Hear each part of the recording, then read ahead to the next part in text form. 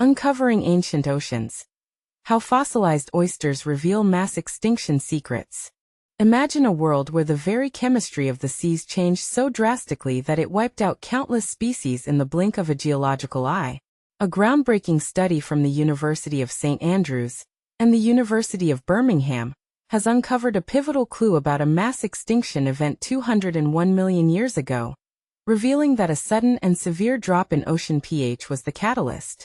This discovery, published in Nature Communications, marks the first time scientists have reconstructed ocean pH levels from the distant past, providing irrefutable evidence that ocean acidification played a crucial role in one of Earth's most significant biological upheavals. The event in question occurred at the boundary between the Triassic and Jurassic periods. During this era, the ocean was home to some of the earliest modern corals, alongside plesiosaurs, ichthyosaurs, a variety of fish, and mollusks like ammonites and bivalves.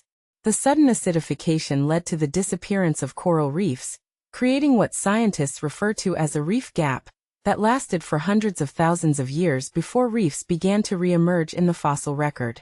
Scientists had long hypothesized that ocean acidification might have been a factor in this mass extinction, but the extent of the pH drop was a surprise. According to the study, the decrease in ocean pH was the most significant ever recorded, with a drop of at least 0.3 pH units, and possibly more than 0.4 units. To put this into perspective, this would be equivalent to at least a doubling of atmospheric CO2 levels. To piece together this puzzle, the research team from St. Andrews and Birmingham examined fossilized oysters from the Triassic-Jurassic boundary. These ancient shells provided a detailed chemical record of the dramatic changes in CO2 levels and their impact on ocean chemistry. The researchers found that the surge in CO2 was primarily driven by massive volcanic activity, likely linked to the early stages of the supercontinent Pangaea breaking apart. By chemically fingerprinting the source of the carbon, they determined that it originated mainly from deep within the Earth.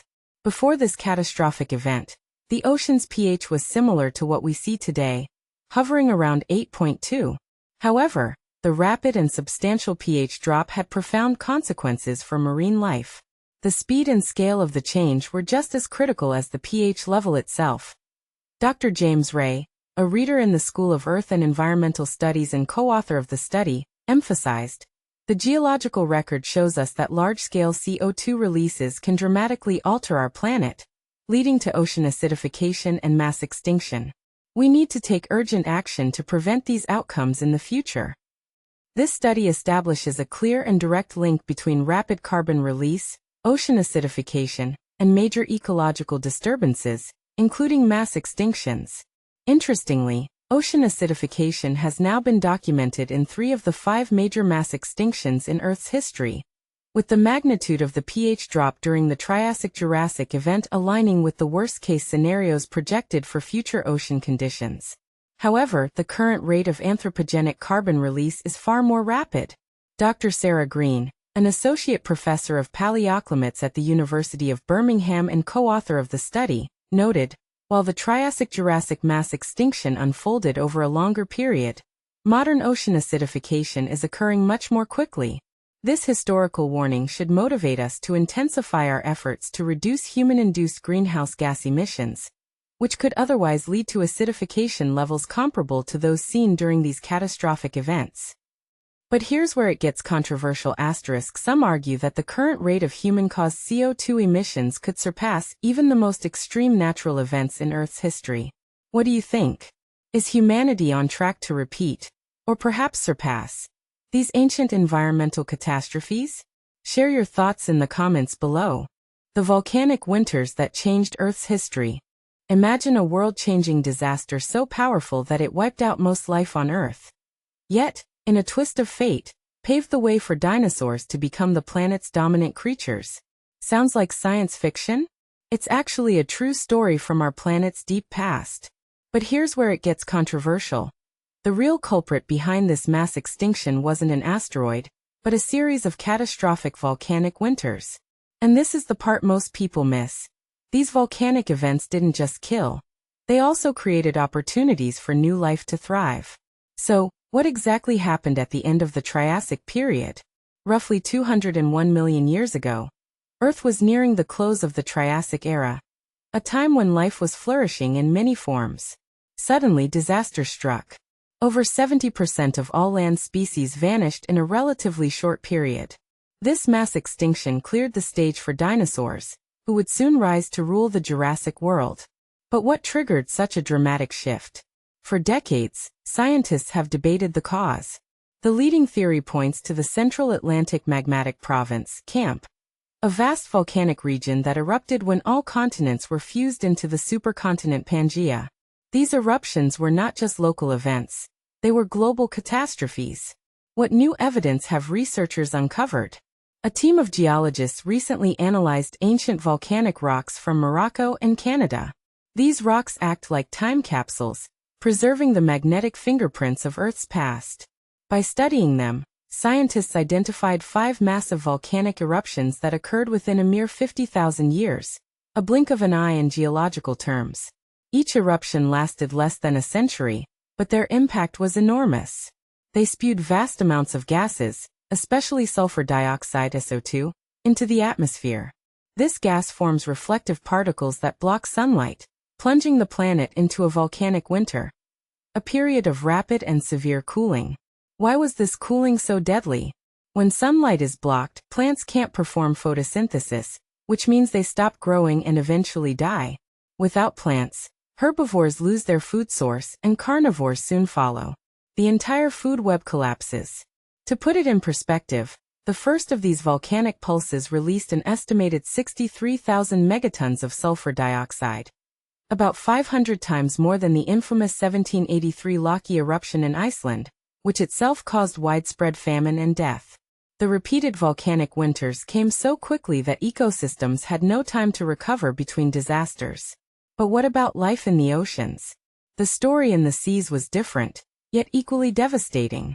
The eruptions released huge amounts of carbon dioxide (CO2), which warmed ocean waters, increased their acidity, and depleted oxygen levels.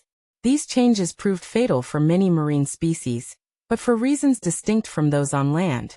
It's a stark reminder that mass extinctions can have multiple causes and effects, depending on the environment. And here's the twist. What happened to the dinosaurs? Dinosaurs were already present before these volcanic winters, but they were just one group among many. When the extinction event wiped out their competitors, dinosaurs found themselves with new opportunities. More space, more food, and fewer rivals. Some scientists even suggest that smaller, feathered dinosaurs were better equipped to survive the cold, while larger reptiles perished. This adaptability may have been the key to their incredible success, allowing them to dominate Earth for over 130 million years. What lessons can we draw from this ancient catastrophe? This research highlights how quickly climate can change, and how those changes can reshape life on Earth. In just a few short bursts, each lasting less than a human lifetime, the course of evolution was forever altered. It's a powerful reminder that disasters, while devastating, can also open doors for new forms of life to emerge and evolve. Without this mass extinction, dinosaurs might never have become the rulers of their age. To reach these conclusions, scientists combined a variety of techniques, from analyzing magnetic signatures in rocks to studying ancient soils and marine sediments. Their work not only unravels the mysteries of our planet's past, but also helps us understand the deep connections between climate and life. A lesson that feels especially relevant today. But here's a question for you. Do you think such rapid, catastrophic changes could happen again in our time? Or do you believe Earth systems are more resilient now? Some experts argue that we're already seeing warning signs. What's your take? Share your thoughts and join the debate below. After all, history is full of surprises, and your perspective might just spark the next big discussion. The shocking role of volcanic CO2 in ocean acidification. A lesson from the past. Imagine oceans turning deadly in the blink of an eye, geologically speaking. That's exactly what happened 201 million years ago. And scientists have now uncovered the terrifying culprit behind one of Earth's most devastating marine die-offs. Hold on to your seats because this ancient apocalypse holds chilling lessons for our climate crisis today. A revolutionary study published in Nature Communications exposes how volcanic carbon dioxide emissions triggered catastrophic ocean acidification during the Triassic-Jurassic period, wiping out countless marine species. Here's the twist. The very forces that reshaped our planet millions of years ago are accelerating today, and we're the ones fueling them. But here's where it gets controversial. Could humanity be repeating Earth's deadliest mistake? Volcanic eruptions during the breakup of the supercontinent Pangaea flooded the atmosphere with CO2, which then dissolved into the oceans like poison. This transformed seawater chemistry at shocking speeds. pH levels plummeted by over 0.3 units. That change might sound minor, but it proved apocalyptic for shell-building creatures. Mollusks, corals, and plankton watched their skeletons literally dissolve away in the corrosive waters. Dr. James Ray of the University of St. Andrews puts it bluntly. Major CO2 release doesn't just tweak ecosystems. It rewrites planetary rules, acidifying oceans and triggering mass extinction. And this is the part most people miss. While volcanoes started the disaster, today's human-driven emissions are pumping CO2 into our oceans 10 times faster than those ancient eruptions. Are we sleepwalking into a rerun of this catastrophe? Now brace yourself for the most alarming parallel.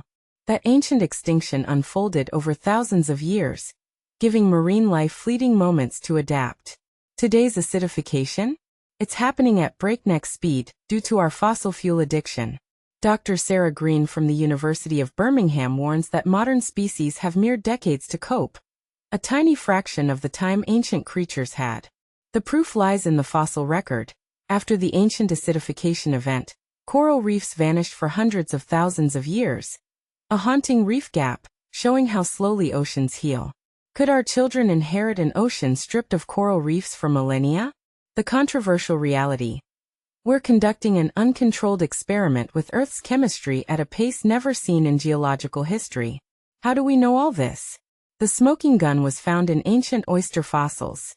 Researchers pioneered a technique using boron isotopes trapped in these shells, nature's time capsules, to reconstruct oceanic pH levels with unprecedented precision. These fossils reveal not just the violence of the acidification event, but its grueling aftermath. Recovery took longer than entire human civilizations have existed. Think about that next time you hear someone dismiss modern ocean acidification as natural. Here's a provocative question.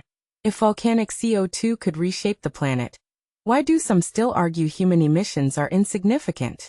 The fossil record screams otherwise. When oceans acidify rapidly, ecosystems collapse for geological timescales. Are we prepared to gamble with our ocean's future based on political convenience rather than scientific evidence? Your thoughts on this urgent crossroads? Comment below.